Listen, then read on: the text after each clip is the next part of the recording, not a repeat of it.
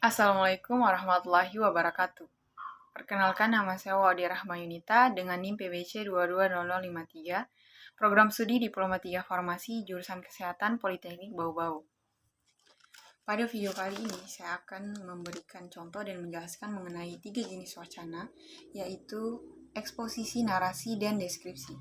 Langsung saja pada contoh yang pertama. Pemerintah akan memberikan bantuan pembangunan rumah atau bangunan kepada korban gempa. Bantuan pembangunan rumah atau bangunan tersebut disesuaikan dengan tingkat kerusakannya. Warga yang rumahnya rusak ringan mendapat bantuan sekitar 10 juta rupiah. Warga yang rumahnya rusak sedang mendapat bantuan sekitar 20 juta rupiah. Dan warga yang rumahnya rusak berat mendapat bantuan sekitar 30 juta rupiah. Calon penerima bantuan tersebut ditentukan oleh aparat desa setempat dengan pengawasan dari pihak LSM. Jadi, paragraf tersebut termasuk jenis wacana eksposisi atau karangan eksposisi karena berisikan penjelasan-penjelasan atau paparan mengenai bantuan pembangunan rumah atau bangunan kepada korban gempa oleh pemerintah. Kemudian contoh yang kedua. Pada suatu malam yang dingin dan berangin, aku sedang belajar untuk persiapan UTS. Di luar kamarku terdengar suara keributan TV dan juga adik-adikku yang sedang bersenda gurau. Karena saat itu masih pukul 8 malam. Aku berusaha untuk fokus, walaupun sedikit terganggu. Lembar demi lembar telah kulewati. Suasana hening yang memecah dan hanya terdengar detak jam dinding, menandakan bahwa malam semakin larut. Benar saja, saat itu menunjukkan pukul 10:30 malam. Namun aku masih terjaga dan semakin semangat untuk menyelesaikan pembelajaranku. Karena aku adalah seorang introvert, di mana keheningan dan kesendirian adalah kenyamananku. Jadi, paragraf tersebut termasuk jenis wacana narasi.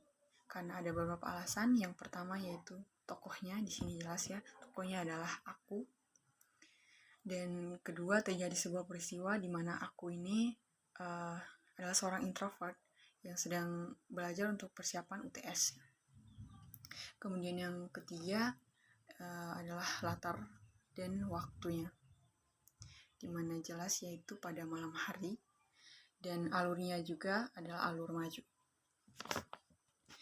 Kemudian lanjut pada contoh yang ketiga, yaitu wacana deskripsi.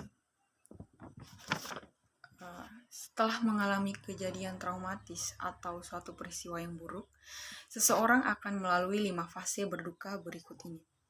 Yang pertama, fase menyangkal atau denial, merupakan tahapan berduka yang pertama. Pada tahap ini, seseorang cenderung akan meragukan atau menyangkal bahwa ia sedang mengalami peristiwa buruk. Kemudian fase kedua, fase marah. Setelah melewati fase menyangkal, seorang yang sedang berduka atau merasa marah dan tidak terima bahwa ia sedang mengalami peristiwa buruk. 3. Fase tawar-menawar. Ini merupakan bentuk mekanisme pertahanan emosional seseorang agar ia bisa mengambil kontrol kembali atas hidupnya. Fase ini umumnya ditandai dengan rasa bersalah, baik pada diri sendiri atau orang lain. 4. Fase depresi. Setelah upaya untuk menolak dan mengubah kenyataan pahit yang dialaminya tidak berhasil, orang yang berduka kemudian akan merasa sedih, kecewa, dan putus asa yang teramat dalam. Ini merupakan bagian dari proses terbentuknya luka batin yang normal terjadi. 5. Fase menerima. Penerimaan adalah tahapan akhir dari fase berduka. Pada fase ini, seseorang sudah bisa menerima kenyataan bahwa peristiwa buruk yang ia alami benar-benar terjadi dan tidak dapat diubah. Kendati mungkin perasaan sedih, kecewa, dan penyesalan masih ada, tetapi di tahap ini seseorang sudah mulai bisa belajar dan menyesuaikan diri untuk hidup bersama kenyataan yang baru dan menerima hal tersebut sebagai bagian dari perjalanan hidupnya. Jadi paragraf